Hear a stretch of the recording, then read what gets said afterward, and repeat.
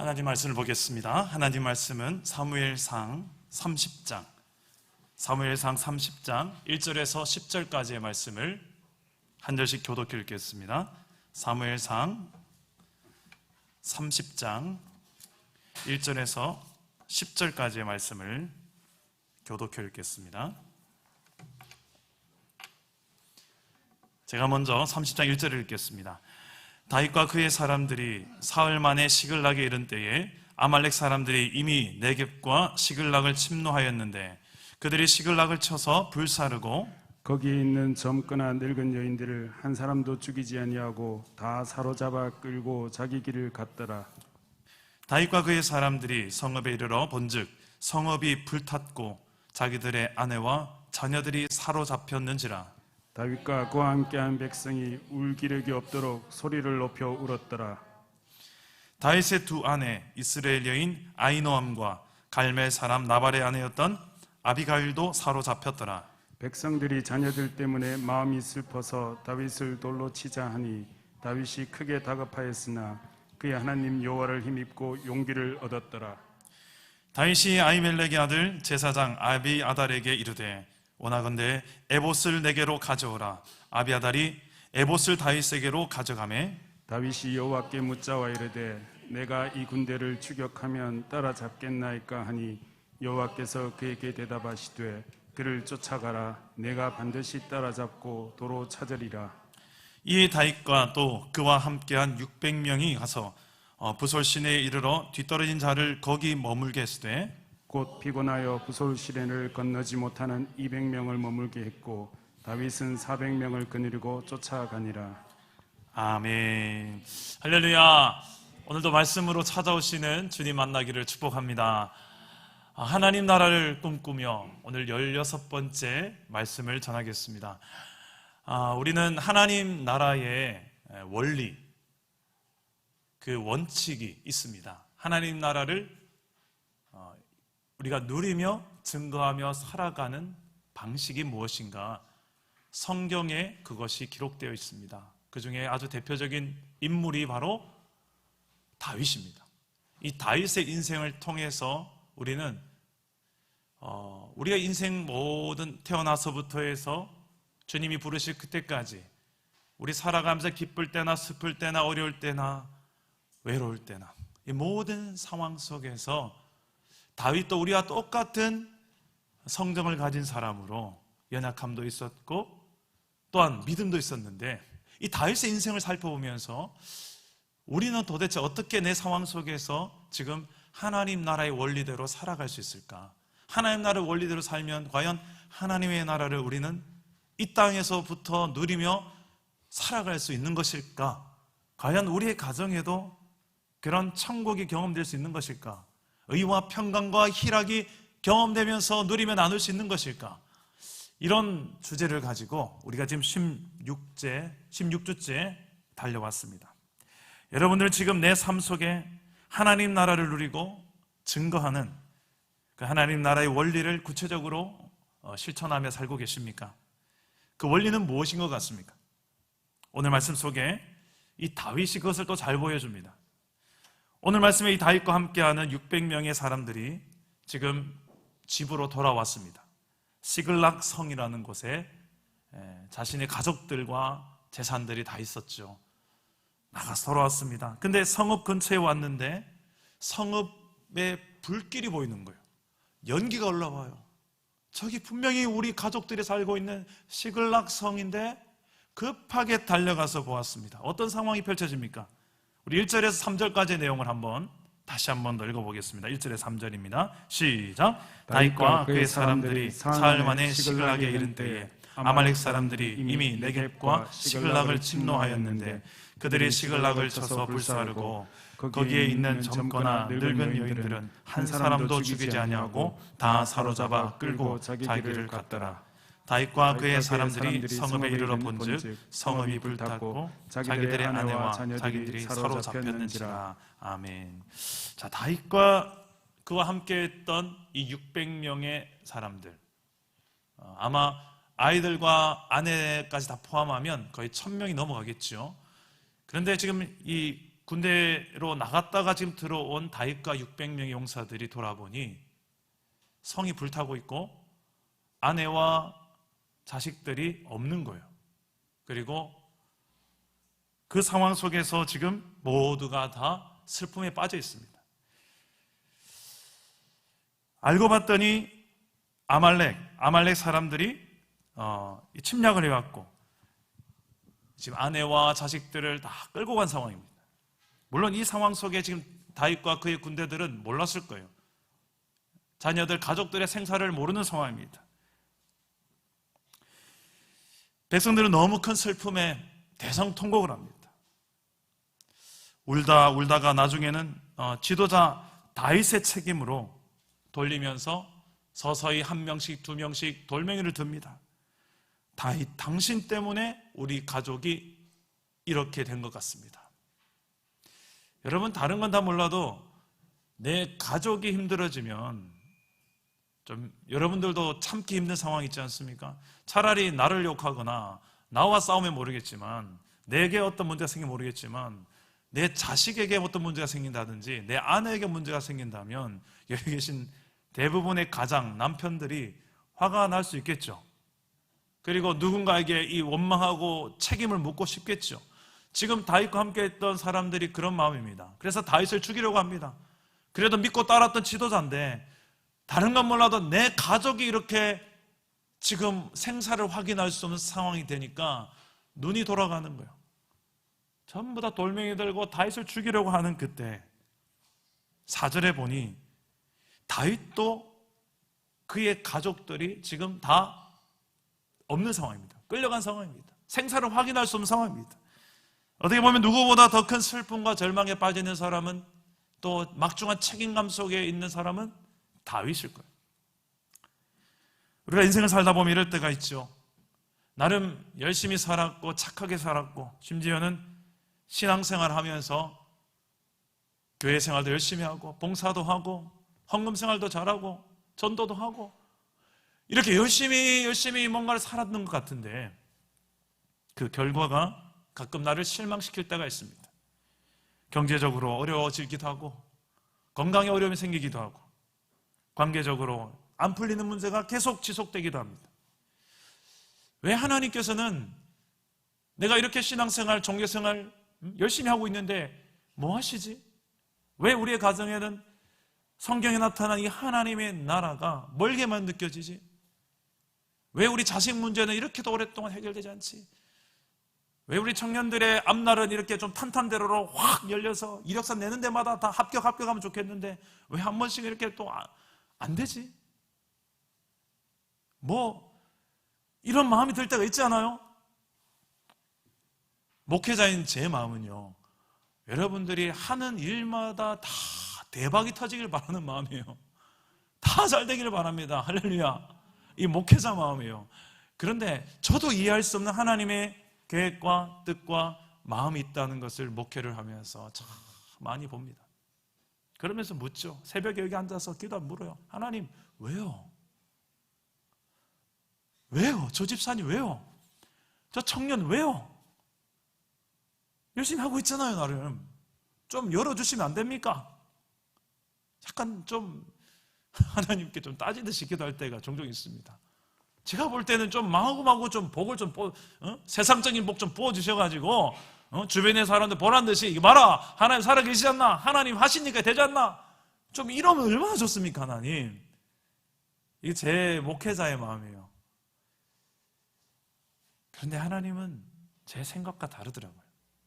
저보다도 더 여러분을 너무 잘 아시더라고요. 사역반 오늘이 이제 4번째 훈련의 시간인데 저희가 매주 로마서 8장을 암송하고 있습니다. 지난주에 우리가 암송을 하면서 성령을 따라서 행하자. 그러면 육신의 생각대로 살지 않게 된다. 성령의 생각이 무엇인가? 늘 그것을 우리가 따라 살자. 이런 이야기를 하며 암송하며 나눴었어요. 그래서 어떤 한 부부는 부부간에 부부싸움 했던 이야기를 좀 오픈하면서 너무 솔직 리얼하게 그 안에 성령의 생각에 대해서 이야기를 하시는데 우리 사역반 전체가 다 한 15분 동안 웃다가 배 잡고 그냥 넘어가는 시간이었습니다. 너무 솔직한 오픈이 있어서. 근데 그 이야기를 듣다가 참 저희 부부도 그런 상황들이 있지 않았나 되돌아보니 많더라고요. 여기 계신 부부들도 또 다 겪는 건 아니겠습니까? 나름 우리 부부 관계 속에 이렇게 사랑하며 우리 결혼했고 지금까지 살아왔는데 내가 이러려고 결혼했나 싶을 때가 한 번씩 있지 않습니까? 저만 그런가요? 그럴 때가 있더라고요. 야, 정말 죽을 정도로 사랑했는데 살다 보니 이렇게도 안 맞네. 나랑 달라도 이렇게 다르나? 내 마음 이렇게도 모르나? 이럴 때가 있더라고요. 그래서 저도 그 사역반 우리 집사님이 솔직하게 용기 내어서 오픈한 그 이야기를 듣고 성령의 생각을 따라서 제 부부 관계 속에도 적용하면서 그래서 용기를 내서 행동도 해보고 여러분도 그럴 때가 있지 않습니까? 그래서 여러분 내 감정, 자존심 다 죽이고 다가가서 손 내밀기도 하고 애는 써보는데 애쓴 만큼 결과가 이루어지면 다행인데 결과가 천국이 이루어지면 다행인데 그러지 못할 때 산 하나 넘은 줄 알았는데 그 산이 끝이 아니었어. 또 산이 나타나네. 그리고 나는 이 산을 넘어가기에는 내 역량이 아무리 봐도 턱없이 부족하게 느껴질 때 내 모습에 실망하고 아무리 애써도 소용없구나 싶어 절망할 때가 있지 않습니까? 하나님, 웬 또 산입니까? 지금 다윗이 딱 그런 심정일 것 같아요. 10년이란 세월 동안에 광야 생활을 하고 있는데요. 하나님께서 다윗을 그냥 편안하게 양치기 하다가 잘 행복하게 잘 사는 다윗을 불러다가 갑자기 어느 날 기름 팍 붓더니 너 이스라엘의 이제 왕이 될 것이다. 아니 왕이 될 것이라고 하면 빨리 왕을 세워주시든지 그 10년 동안 질질 끌다가 도대체 뭐하는 짓입니까 이게? 예? 사울을 좀 빨리 착 처단해 주시든지 기름은 부어놓고 이 10년 동안 웬 고생인가? 충분히 다윗의 심정이 이런 마음 들 수 있잖아요. 그래서 늘 도망다닙니다. 이 굴로 갔다가 오늘은 이 굴, 내일은 저 굴. 혼자도 도망치기 힘든데 400명이 달라붙고 또 200명이 더 달라붙어서 600명 가족을 이끌고 도망다닙니다. 그런데 사울은 끊임없이 추격해요. 그게 광야 생활이에요. 그래서 좀 사울을 좀 처단했으면 좋겠다 싶은 마음도 들었을 거예요. 그런데 두 번이나 기회가 주어졌죠. 다윗을 죽이려 쫓아오던 사울이 큰 이제 대변을 보려고 들어왔는데 죽일 수 있는 찬스에 죽이지 않았던 다윗. 얘만 죽으면 이제 내가 확실한 이제 왕 권력을 차지할 수 있는데도 죽이지 않고, 그리고 또 한 번에 죽일 수 있는 기회가 있었는데 죽이지 않고, 이런 다윗의 모습 속에 충분히 힘겹게 달려왔는데 이 정도 고생했으면 이제 됐잖아요. 그런데 지금은 함께했던 동력자들의 가족이 다 싸그리 다 사라져 버렸어요. 내 가족의 손이 탄 거예요. 그냥 내가 다치거나 내가 손해보면 차라리 나지 내 가족이 다치거나 이러면 또 이야기가 달라지죠. 지금 다윗의 심정은 무너질 거예요. 누구보다 하나님께 돌멩이 들고 싶은 사람은 다윗일 거예요. 속 뒤집어지죠. 솔직히 사명이고 뭐고 다 때려치우고 싶었을 것 같아요. 왕요? 나 왕 안 할랍니다. 치아보시죠. 이 정도면 됐죠. 근데 다윗이 그러지 않았어요. 여러분, 위기 상황 속에서 진짜 가짜 옥석이 잘 드러납니다. 순탄할 때는 부부가 서로의 민낯을 잘 모르죠. 근데 한번 제대로 한번 팍 부딪혀보면 아이고야 이게 우리의 민낯이구나. 우리 사랑담은 교회가 좀 작잖아요. 그래도 여러분 대형교회에 있다가 오신 분들도 많이 계시잖아요. 여기 오면 이게 좋은 건지 힘든 건지 모르겠지만 서로의 민낯이 참 많이 보여요. 어떤 분은 이게 너무 불편해서 또 가시는 분도 계시겠죠. 나는 내 민낯이 안 보이는 곳 공동체로 갈래. 그래서 잘 포장되어진 그럴싸한 신앙생활 할 수 있게 보이고 대접받는 곳에서 근사하게 난 신앙생활 하고 싶어. 이런 분들도 계실 거예요. 근데 어떤 분은 그래, 직면하자. 이게 솔직한 내 민낯이지. 그래, 한번 진짜가 한번 되어보자. 어차피 다 보이는데, 어차피 서로 다 아유 그만 포장 아이소, 그만 좀 있는 척 아이소. 좀 이런 우리 안에 다 민낯이 보이는 공동체가 한편으로는 다행 아닐까요? 지금이라도 내 민낯 좀 드러나고 좀 진짜로 한번 살아볼 수 있는 기회가 주어진 게 아닐까요? 그만 위장하고 그만 포장하고. 여러분 혹시나 전 잘 모르겠어요. 우리 사랑담원교회 어떤 분이 또 뭐 신천지로 들어와실지도 몰라요. 근데 사랑하고 축복합니다. 네, 사랑담원교회 안에서 진짜 예수 만나기를 축복합니다. 네, 다 드러날 거예요. 여러분 근데 이제 다윗은 그 자신을 다윗도 연약함이 광야에서 엄청 드러났어요. 자신의 민낯이 엄청 드러났어요. 심지어는 가나안 땅을 떠나요. 약속의 땅을 떠난다는 것은 하나님에 대한 불신입니다. 근데 다윗이 사울에게 쫓기다 보니 어디로 도망가느냐? 자신이 물맷돌로 쳐 죽였던 골리앗의 고향으로 도망쳐요. 블레셋으로 도망쳐요. 다급하니까 지금 눈에 뵈는 게 없죠. 도망가야 돼. 살아야 되겠으니까. 심지어는 갔다가 자신의 정체가 드러나니까 벽을 질질 긁으면서 침 흘리면서 미친 짬들 나는 다윗이다. 그러니까 저 미친 것을 왜 데려왔냐 해서 죽이지도 않아요. 그러니까 이게 다윗의 민낯이에요. 어떻게 보면 뭐 멋지게 근사하게 골리앗 딱 죽일 때는 멋있지만 정작 자신의 목숨이 위태로울 때는 약속의 땅이고 뭐고 하나님 언약이고 뭐고 없어요. 이게 다윗이라니까요. 여러분 이런 민낯이 드러나는 곳이 어디입니까? 우리의 광야예요. 내 힘으로 이겨내기 힘든 그 순간, 그 상황이에요. 다윗은 이스라엘의 왕으로 세워지기 전에 하나님 나라라는 그 이스라엘, 세상 나라의 제사장 나라로서 모델이 된 나라로서 이게 진짜 나라다, 이게 진짜 하나님의 나라고 하나님의 백성이다, 그 모델로 보여줘야 될, 그 나라를 이끌어야 될 지도자, 그 지도자가 그냥 세워지는 것이 아니라 10년이라는 세월 동안에 그 광야에서 민낯 다 까발려지고 내 모든 화장 다 벗고 그래 제가 이거예요 라고 이야기해야 되는 그 순간을 겪어가면서 만들어진 왕입니다.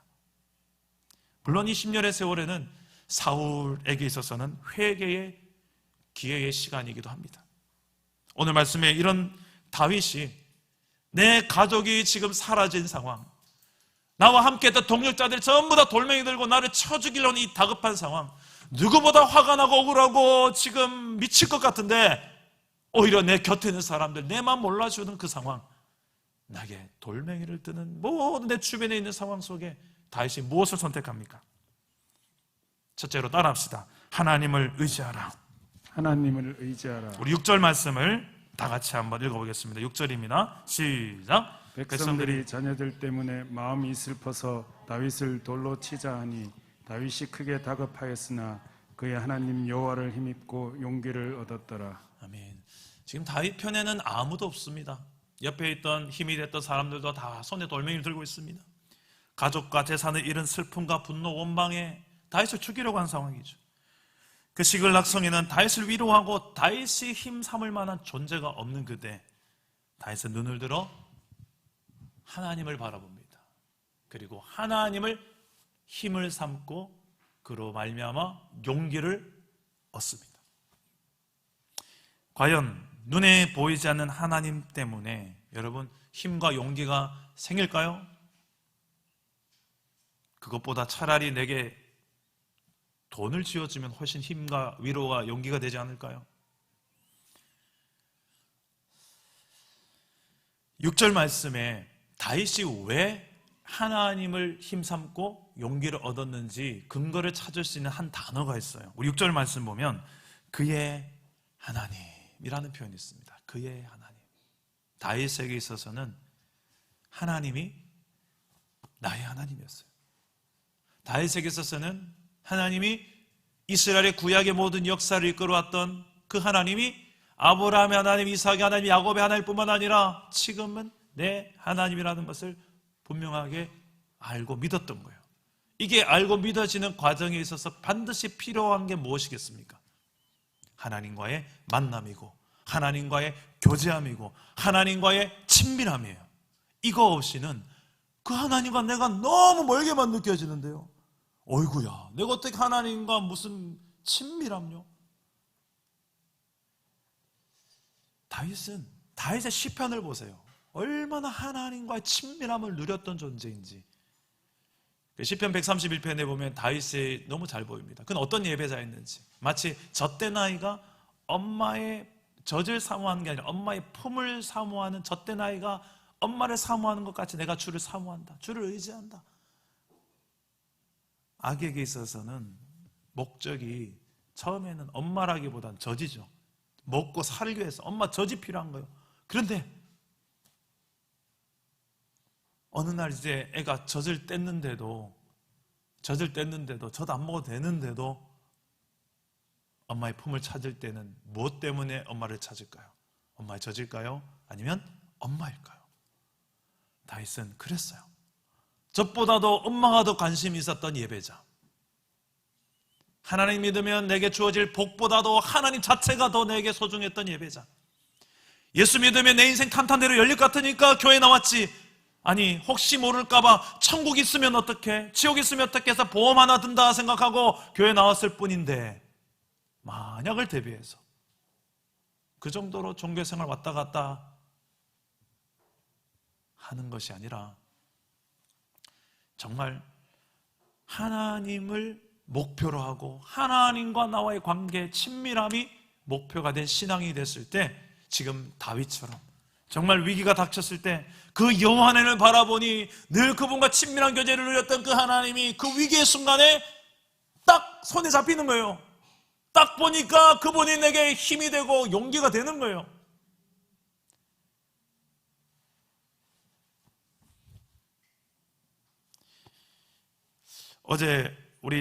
어제가 아니죠, 이틀 전이죠. 우리 특금 강사에 귀한 분이 오셔서 제가 의전을 하다가 그런 이야기를 나눴습니다. 코로나 상황에 우리 사랑남은교회에서 힘든 성도들이 참 많습니다. 그런데 제가 아무리 목회를 하다 보니까 이 힘든 성도님들에게 제일 큰 위로가 뭘까라는 기도와 고민을 하면 할수록 딱 한 가지 답밖에 안 나오더라고요. 하나님이 지금 내 인생에 살아계셔서 함께 하심이 믿어지는 것.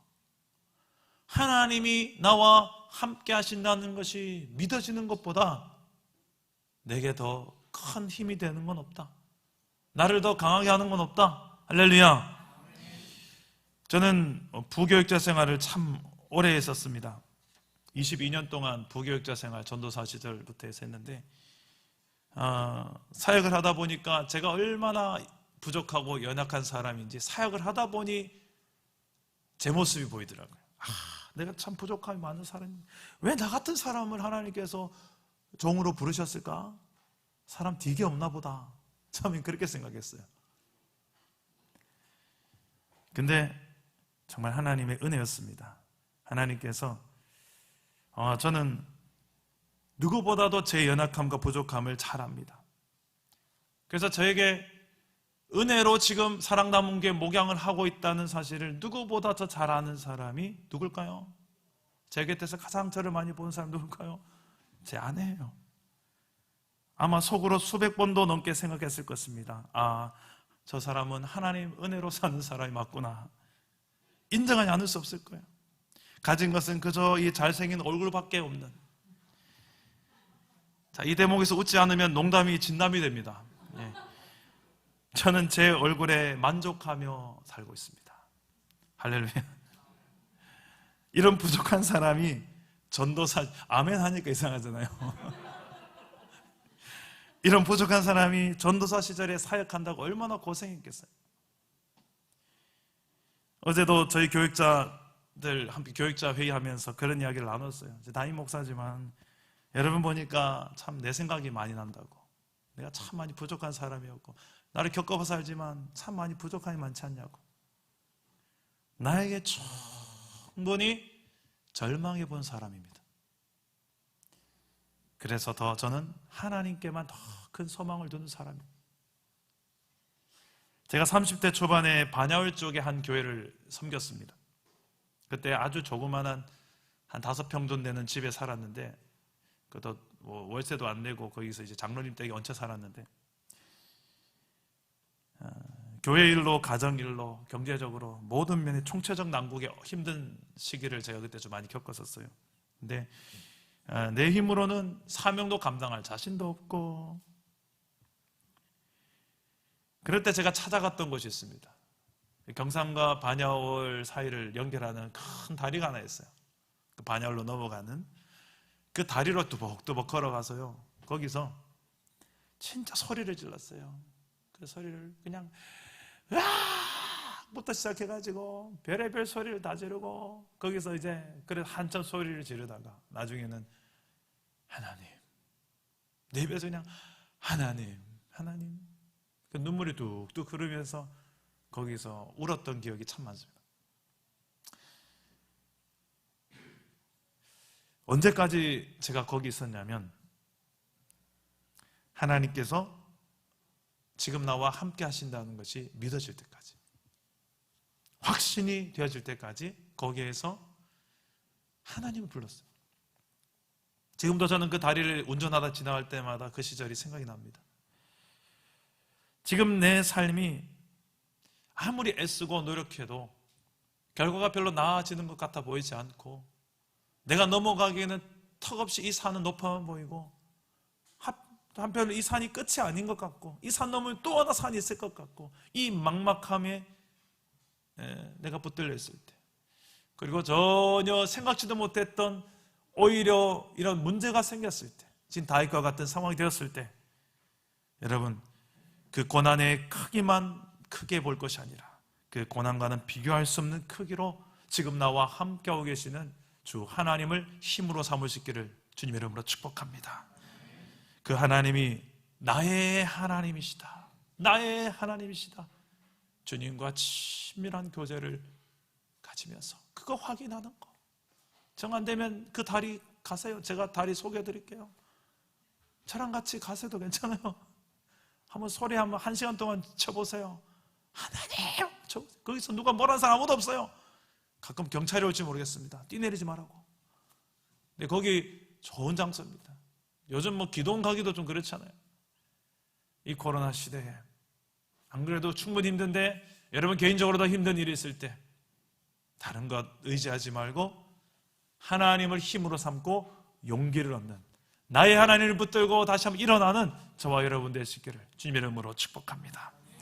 둘째로 하나님 나라 백성은 인생의 고난과 이 다급한 상황이 되었을 때 어떻게 해야 할까요? 따라서 해봅시다. 하나님께 기도하라. 하나님께 기도하라. 우리 7절과 8절 말씀을 다 같이 읽겠습니다. 7절과 8절입니다. 시작. 다윗이 아히멜렉의 아들 제사장 아비아달에게 이르되 원하건대 에봇을 내게로 가져오라.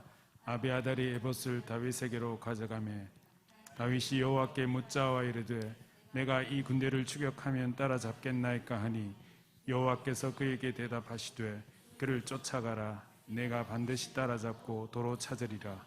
아멘. 자, 다윗은 하나님께 묻습니다. 기도합니다. 하나님을 힘삼고 하나님께로 말미암아 용기를 얻는 다윗은 그 다음 넥스트 스텝은 바로 기도예요. 하나님께 묻는 거예요. 이 순서는 항상 같이 갑니다. 하나님을 의지한다고요? 반드시 그 사람은 기도하게 되어 있습니다. 기도로 연결되지 않으면서 하나님 의지한다는 거 진짜인지 의심해 봐야 됩니다. 그만큼 기도가 하나님을 의지하는 가장 중요한 척도요 내 삶의 행위입니다. 성경이 그걸 말해줘요. 다윗이 그래요. 다윗을 잘 보세요. 그가 얼마나 하나님을 의지했는가는 그가 사무엘상에 기록되어진, 사무엘하까지 기록되어진 하나님께 얼마나 많이 기도하고 무릎 꿇고 하나님께 물었는가와 비례하던 거예요. 다윗은 지금 하나님께 구체적 대안을 묻습니다. 그래서 그 당시에 하나님 뜻을 물을 때 사용했던 제사장의 그 에봇을 가져오라. 그리고 하나님의 뜻을 묻습니다. 이에 하나님 응답하십니다. 뭐라고 하죠? 추격해라. 너는 찾아낼 것이고 다시 도로 다 찾을 것이다. 걱정하지 마라. 하나님은 우리의 기도를 듣고 응답하시는 하나님이십니다. 고난 속에서는 더더욱 기도가 필요하겠죠. 고난은 하나님의 확성기다 라는 이 중요한 명언도 있잖아요. 왜요? 그만큼 더 잘 들린다는 거예요. 하나님은 이미 우리에게 많이 말씀하시지만 평소에는 별로 그게 중요하지도 않고 별로 우리에게는 우선순위도 아니니까 잘 헷갈리기도 하고 안 들리기도 하고, 이미 하나님은 수없이 내게 찾아오시고 말씀하시고 하시지만 다급해지니까, 하나님밖에 답이 없으니까 그 하나님만 붙들려고 하니까 고난은 하나님의 확성기다, 이런 말까지 나오지 않습니까? 이에 대조적 리더십 사울왕은 어떻습니까? 고난 속에 다급한 상황이 되니까 그도 하나님을 찾긴 찾았습니다. 그런데 하나님이 침묵하셨어요. 무엇이 잘못됐는지 하나님께서는 침묵하셨어요. 하나님께 기도했는데 침묵이 느껴질 때는 여러분, 침묵조차도 하나님의 응답입니다. 그 사이에 죄 문제를 확인해야 돼요. 죄악으로 인하여 하나님의 눈을 가리고 귀를 막고 있는 것은 없는지를 확인해야 됩니다. 하나님과 멀어지게 만든 모든 상황들, 일들, 이것이 다 죄의 요소가 될 수 있습니다. 사울왕은 하나님 앞에, 하나님의 그 침묵하심 앞에 자신에게는 어떤 원인이 없는지 돌아보고 회개해야 되는데, 그러지 않고 급한 나머지 성경에 하나님께서 금지시킨 신접한 사람, 신접한 무당이죠. 무당을 찾아가요. 그리고 거기서 하나님의 뜻을 물으려고 합니다. 여러분, 아무리 다급해도 하나님 백성은 점집에 가시면 안 됩니다. 우리 청년들 동성로 가서 타로점 이런 데 가시면 안 됩니다. 이 가본 눈치가 있는 거 아니죠? 아니, 그렇게 타로점이 많은지 저는 깜짝 놀랐어요. 조그만 그 방 안에서 아주머니 한 분이 더 앉아 계신데 그 청년들이 탁탁탁탁 방에 혼자도 아니야, 커플로 앉아가지고 우리 두 사람 궁합을 봐주세요. 우리 두 사람, 이야, 깜짝, 장사가 되더라니까. 아이고야. 근데 그 장사가 되는 이유가 뭐겠습니까? 그만큼 찾는 사람이 많다 적다? 많다. 여러분, 인생의 중대사를 결정할 때 여러분께서 어떻게 결정하십니까? 하나님의 뜻을 묻습니까? 아니면 지금까지 내가 생각해왔던 경험과 내 지식과 방법에 그걸 다 해서 거기에서 결정하십니까? 하나님의 뜻을 찾다가 좀 이렇게 헷갈릴 경우에는 이렇게 목회자에게도 상담을 좀 요청하세요. 그리고 셀 리더에게도 좀 기도 제목도 요청하시고. 최근에 하나님의 뜻을 묻기 위해 저에게 상담하고 귀다신 분들이 몇 분 계신데요. 계속 새벽에 기도하게 됩니다. 그분들 위해서. 근데 성도 중에 이런 분들이 또 계세요. 야, 목사님, 전도사님, 안 그래도 바쁜데 내 문제까지 이야기해서 되겠냐? 이 교역자들의 상황을 위해 주시는 마음은 참 감사합니다만 좋은 방법은 아닌 것 같아요. 물론 최종 결정은 여러분 스스로가 하나님 앞에서 내려야 되는 거예요. 제가 여러분의 인생을 대신 살아드릴 수는 없어요. 하지만 좀 더 현명한, 정말 중대사 결정에 현명한 결정을 하기 위해서라면, 좀 더 신중한 결정하기 위해서라면 여러분이 목회자와 좀 상의를 해주시고 결정하면 얼마나 좋을까? 제가 얼마나 또 기도하면서 여러분들을 또 돕겠습니까? 그러라고 이 교육자를 세워놓은 거겠죠. 제일 안타까울 때 그겁니다. 너무 중대사, 인생의 중대사인데 이미 다 결정내서 가져왔어요. 그런데 나는 아무리 생각해봐도 이거는 하나님 뜻이 아닌데, 근데 본인은 맞대. 지사님, 저를 그래도 하나님이 세워놓은 종이라고 생각한다면 한 번만 더 기회를 주시지 않겠어요? 일주일만 더 기대해 봅시다. 필요 없대요. 아니 그냥 하나님께 한 번만 더 물어보자니까요. 필요 이미 다 결정났다니까. 참 그냥 개인적으로도 참 서운하지만 하나님도 참 이런 경우에 어떤 생각을 하실까 하는 생각을 하게 돼요. 근데 왜 하나님께 물어야 할까요? 우리가 왜 하나님께 물어야 되죠? 왜 하나님의 뜻을 묻고 순종하는 것이 성경적인 방법이라고 하죠? 하나님께서 우리를 만드시고 우리의 인생의 모든 생사화복의 모든 인생의 주관자 되심을 믿기 때문에 우리는 그 하나님의 뜻을 묻는 줄 믿습니다. 그 믿음이 있을 때 내 생각보다 더 크신 생각이 하나님 생각이라는 것을 믿을 때 내 방법보다 하나님 방법이 더 좋다라는 그 믿음이 있을 때 우리는 하나님을 찾게 됩니다. 제가 지금 미얀마의 상황을 계속해서 지금 듣고 그 미얀마 선교사님과 좀 소통을 하고 있는데요. 뉴스를 통해서 듣고 계시죠? 지금 미얀마 땅이 상당히 힘든 상황입니다. 자칫하면 이제 내전이 일어날 것 같아요. 지금 거기에서 지금 선교사님들 절박하게 기도 요청을 하는데 딱 한 문구로 보내요. 뭐라고 보내냐면 지금 우리가 할 수 있는 것은 기도밖에 없습니다. 근데 이 문구가요,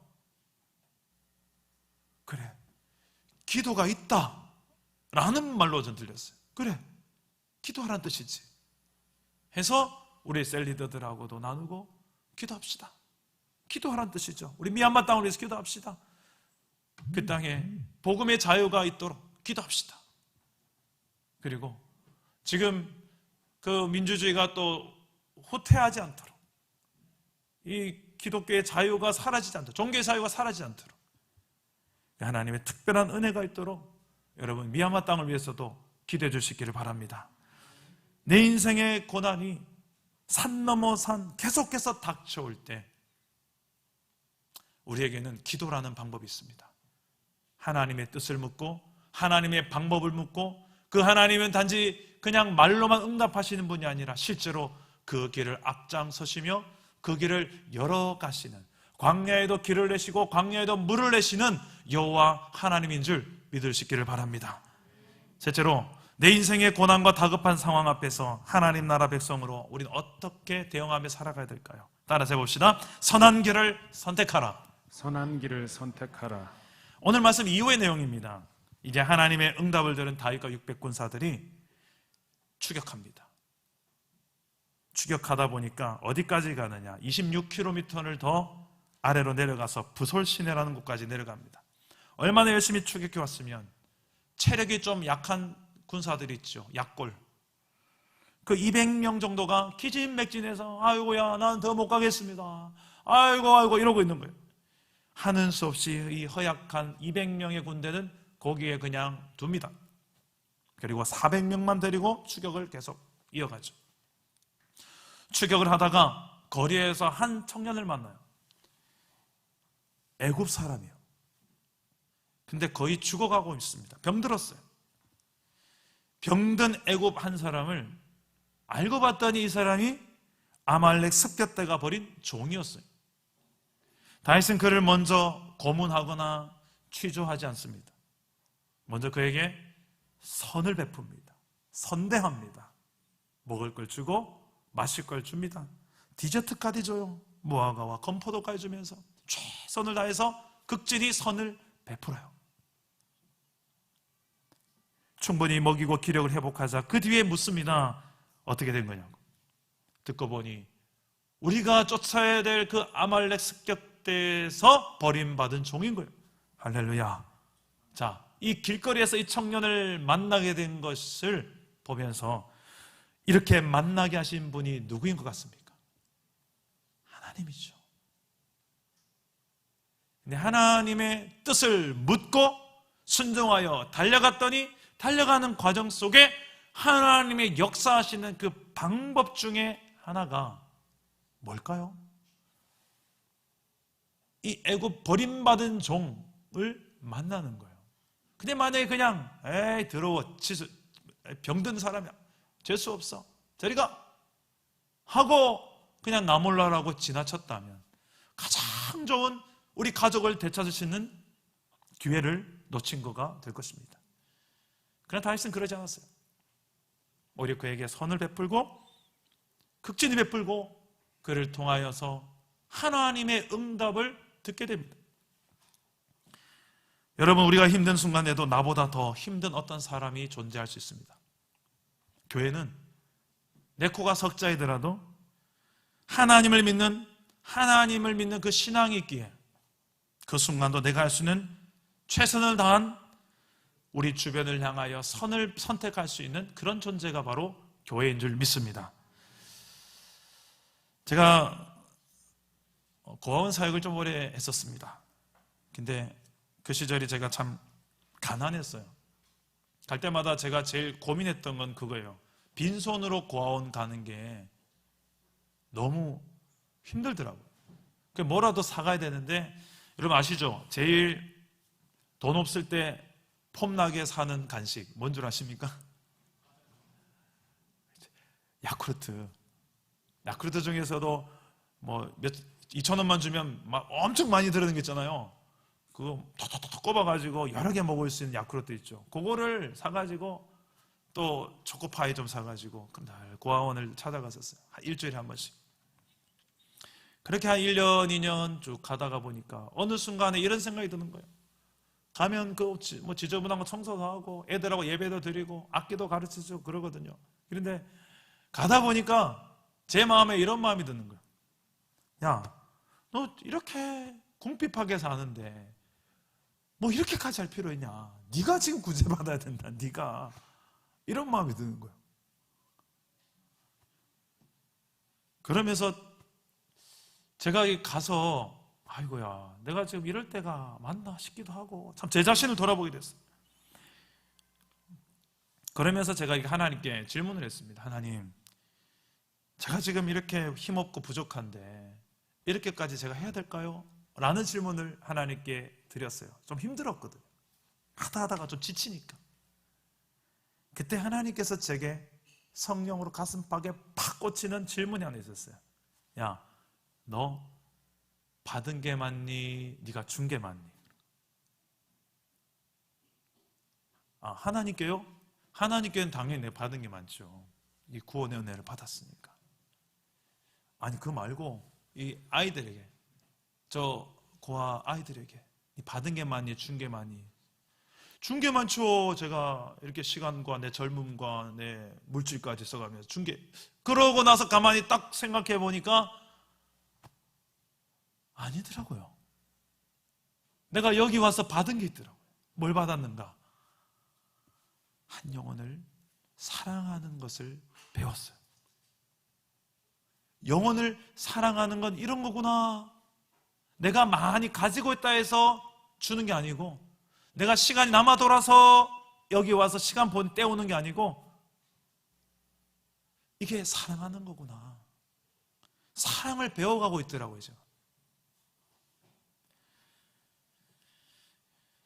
여러분, 다윗도 지금 선행을 베풀 수 있는 그런 상황이 아닙니다. 지금 다급하고 눈에 혈안이 돼서 쫓아내고 찾아야지 급한 상황인데 지금 병든 한 사람을 붙들고 선행을 베풀고 앉아 있습니다. 여러분, 이제는 그래도 이 하나님께서 인도해 주시는 이 한 사람을 통하여 가족들을 다 찾고 다윗은 돌아오게 됩니다. 돌아오는 길에 함께 동행했던 일행 중에 몇 명이 이런 이야기를 합니다. 그 중에서도 보니 불량한 사람들이 있었습니다. 불량하고 또 악한 자들이 다윗과 함께 동행했다라고 그래요. 뭐라고 이야기하느냐? 저기 기다리고 있는 우리와 함께 하지 않은 저 부솔 시내에 있던 200명의 사람들에게는 가족만 주고 이 전리품들, 가축과 우리가 얻게 된 수익들은 나누지 말자는 거예요. 못해 빠졌죠. 저들은 허약 체질이니까 무시해도 얻지 못할 겁니다. 저희들 같이 오지도 않았으니까 얻지 못할 것입니다. 그랬어요. 그러나 다윗은 그럴 수 없다고 그래요. 왜요? 이 전리품은 그들 200명에도 똑같이 다 나눠야 된답니다. 왜요? 23절에 다윗의 이유가 나와 있어요. 우리 23절 다 같이 한번 읽어봅시다. 시작.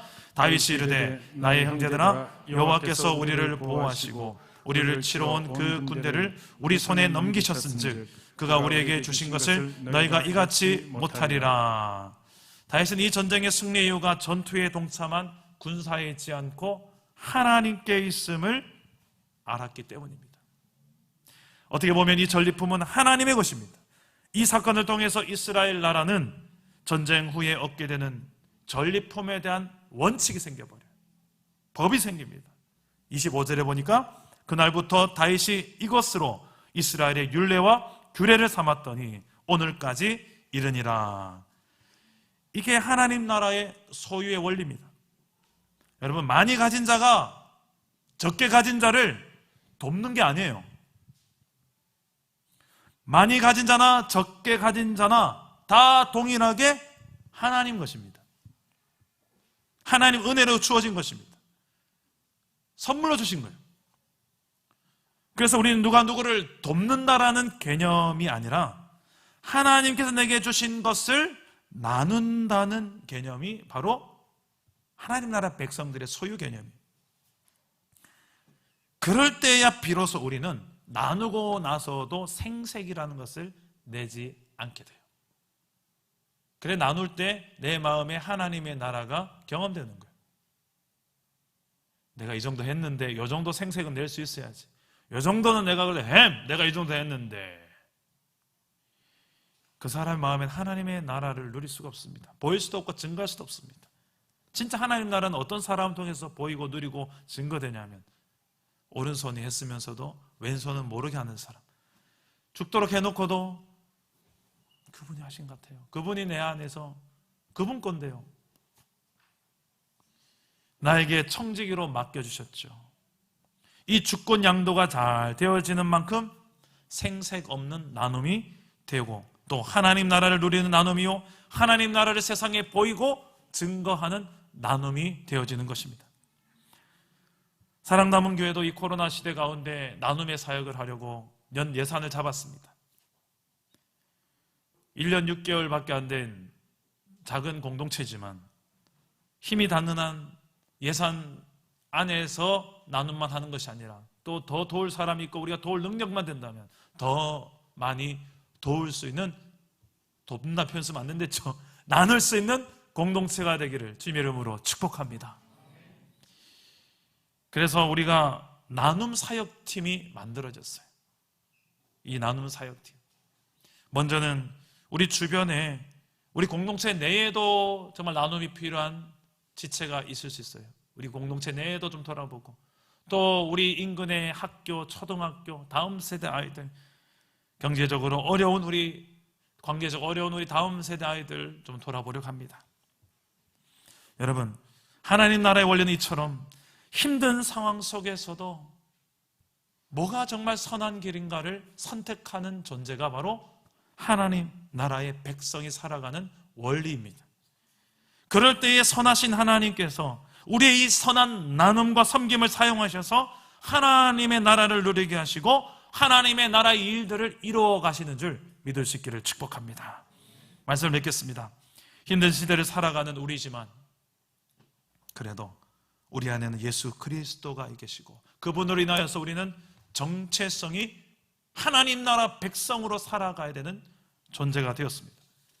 그렇다면 내 인생에 어떤 힘겨움이 있고 아무리 열심히 살아도 때로는 결과가 나를 만족하지 않게 하고 산 넘어 산처럼 느껴질 때가 있을 때가 있지만 용납이 되지 않는 결과가 나올 때도 가끔 있을 수 있지만 그럼에도 불구하고 그 상황 속에서 내가 하나님의 백성이기에 하나님 나라를 소유한 하나님 나라의 백성이기에 내가 믿고 의지하는 분은 하나님, 왕이신 하나님이기에 그리고 그분께 기도할 수 있기에 내가 또한 선택하는 길이 선한 길을 선택하며 이 한 주간도 이 말씀 붙들고 하나님 나라를 누리며 증거하는 저와 여러분 되시기를 주님의 이름으로 축복합니다.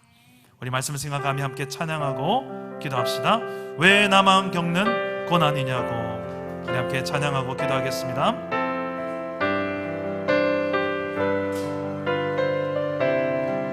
왜 나만 겪는 왜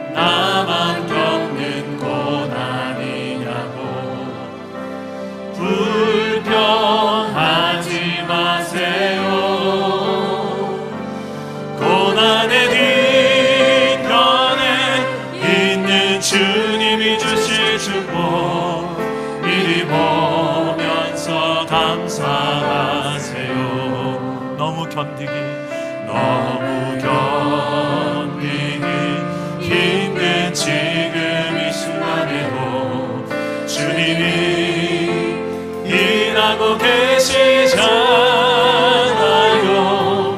남들은 지쳐 앉아있을지라도 당신만을 일어서세요. 힘을 내세요.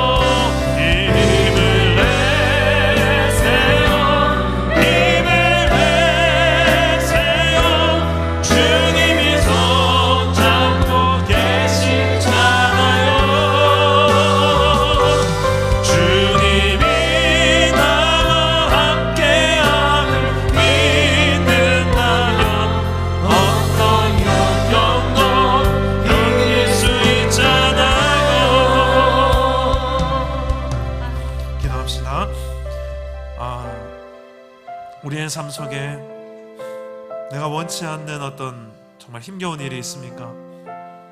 내가 원하는 결과는 이것이 아닌데, 이러려고 내가 열심히 살고 선하게 사는 게 아닌데, 이러려고 내가 교회 신앙생활 열심히 한 것도 아닌데, 왜 우리의 가정에 이런 여전히 어려움이 계속됩니까? 왜 우리 일터에 여전히 문제는 해결되지 않습니까? 내 자녀 안에 이런 안타까운 일들은 계속되고 있습니까? 하나님, 참 때론 하나님 원망스럽기까지 하고 참 그럴 때가 있지 않습니까? 다윗처럼 그런 상황 속에 우리가 이 시간에 10년이라는 이 광야 세월 속에 다윗이 배운 게 하나 있었어요. 이때를 위함이구나. 하나님과 내가 친밀한 교제를 쌓았던 게 이때를 위함이구나. 나의 하나님을 찾는, 하나님을 의지하는 믿음 내게 달라고 기도합시다. 하나님을 힘으로 삼고 용기를 낼 수 있게 달라고 기도합시다. 하나님의 뜻을 묻고 하나님의 방법을 묻는 기도의 길을 선택할 수 있도록, 그리고 내게 주어진 과정 속에 악한 방법이 아니라 선한 길을 끝까지 행하며 오히려 나눔과 섬김으로 하나님의 나라의 백성의 정체성이 흔들리지 않고 이 믿음의 경주를 끝까지 달려갈 수 있도록, 내게 주어진 이 사명 끝까지 감당할 수 있도록, 부족하고 연약해도 나와 함께 하신 하나님을 믿기에 끝까지 이 사명 감당하시게 달라고 기도하실 때에 저를 따라 기도하겠습니다. 주여 은혜를 주옵소서. 주여 힘이 되어 주옵소서. 주여 승리케 하옵소서. 기도합니다. 내 아버지여, 우리의 힘이 되신 여호와 하나님, 우리의 인생 고통 가운데도 찾아오시고 우리가 하나님을 힘삼고 우리가 하나님으로 용기를 얻으시는 주의 백성들이 되게 하여 주옵소서. 오늘은 하나님 우리를 부르셨습니다. 하나님 아버지 우리에게 말씀하시는 하나님, 도우시는 하나님, 하나님의 붙드시는 손길이 아버지 하나님 가정 안에 넘쳐나기 원합니다. 주님, 고통 가운데 있는 우리 성도들의 마음에 주님이 힘이 되어 주시옵소서. 주님이 손을 잡아 주시옵소서. 주님이 붙잡아 주시옵소서. 주님으로 힘삼고 일어나게 하여 주옵소서. 주님 없이는 걸어갈 수 없는 길이 오니 하나님이 나의 힘이요 하나님이 우리의 방패가 되어주셔서 끝까지 믿음의 길을 달려갈 수 있도록 도와주십시오. 외롭고 힘들 때마다 주님을 바라보게 하시고 주님의 손이 지금 내 곁에서 나를 붙들고 계심을 아버지 우리의 믿음의 눈을 뜨고보게 하여 주옵소서. 외로울 때마다 하나님의 곁에서 내가 너의 하나님의 말씀을 해주시고 하나님 주를 사랑하며 주님이 기뻐하신 그 길을 선택하며 걸어갈 수 있도록 도와주옵소서. 내세요 힘을 내세요 주님이 손잡고 계시잖아요. 주님이 나와 함께함을 믿는다면 어떤 역경도 이길 수 있잖아요. 힘을 내세요. 힘을 내세요. 힘을 내세요. 주님이 손잡고 계시잖아요.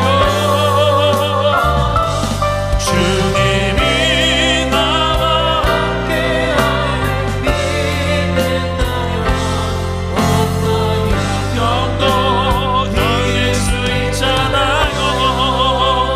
우리 한 번만 더 기도합시다.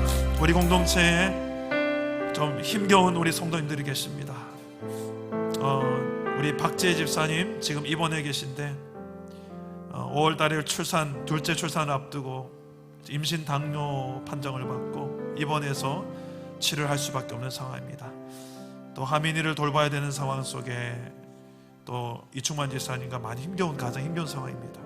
우리 태중에 있는 아기를 위해서 또 우리 충만 집사님과 또 하민을 위해서 또 박지혜 집사님을 위해서 우리 함께 기도해 주시고 힘을 낼 수 있게 해달라고. 그리고 우리 정재윤 집사님, 유하나 집사님의 모친 유방암 수술을 지금 잘 받고 회복 중에 있습니다. 목회를 감당하고 계신데 하나님의 위로가 있게 해달라고, 잘 회복되고 재발되지 않도록 우리 정재윤 집사님 모친을 위해서 기도해 주시기 바랍니다. 우리 최종철 목사님, 제가 주중에도 신방을 다녀왔는데 우리 항암 치료를 계속 받고 계십니다. 많이 약해지셨더라고요. 그래서 우리 최종철 목사님, 하나님께서 힘을 달라고 하나님의 손으로 고치시고 위로해 주시고 우리 박수미 사모님과 함께 하나님의 위로로 남겨진 여생을 하나님 아프지 않고 주님의 위로를 경험하며 주님 부르실 그때까지 건강하게 사실 수 있도록 우리 최정철 목사님과 우리 박수미의 사모님 우리 위해서 기도해 주시기 바랍니다.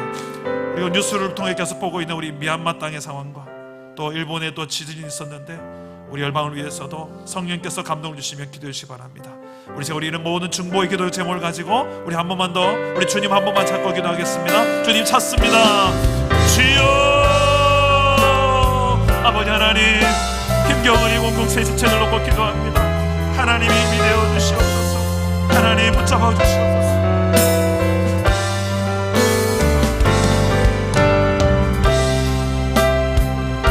주님의 도우심이 필요한 집체들입니다. 하나님 없이는 한 걸음 걸어가기도 힘들었습니다. 도우시는 하나님, 역사하신 하나님을 바라보며 아버지 하나님 이겨내게 하여 주옵소서. 믿음을 주시옵소서. 하나님의 함께하심이 믿어지는 믿음을 주시옵소서. 이 고난의 끝에 반드시 하나님께서 우리를 더 강하게 하시고 연단케 하시고 하나님의 백성으로 아버지 하나님 신적 사명 감당하는 주의 종으로 우리를 아버지 만들어 가시는 과정이 맑게 해주셔서 아버지 하나님 나의 갈 길을 오직 그가 하시나니 그가 나를 달려가신 후에 내가 손금같이 되어 나올 것을 믿고 아버지를 담대히 나아가 주님 아버지여 이 고난의 때 연단의 때를 잘 감당하게 하여 주옵소서. 예배 땅을 불쌍히 해주십시오. 아버지 일본 땅을 불쌍히 해주십시오. 우상의 문을 내리게 하시고 여호와 하나님을 두려워하며 공의의 하나님 평화의 하나님이 역사하여 주옵소서.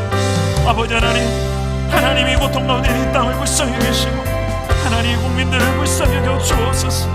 살려주시옵소서. 주님 붙잡아 주시옵소서. 주님의 손으로 잡아 주시옵소서. 살아계신 하나님, 언제나 우리의 힘이 되신 하나님을 의지하며 힘으로 삼는 이곳에 있는 주의 백성들, 오늘 예배하는 모든 주의 백성들 되게 하여 주옵소서. 내 방법보다 하나님의 방법을 묻고 그 방법대로 순종하며 따를 수 있는 주의 백성들이 되게 하여 주옵소서. 여러 방법이 있지만 하나님 기뻐하시는 선한 길을 선택할 수 있도록, 그 선한 길을 선택할 때 그 선한 손길을 통하여 하나님의 선한 역사들이 또한 경험되어지는, 응답의 통로가 되어지는 그런 선한 길을 선택하는 주의 백성 되게 하여 주옵소서.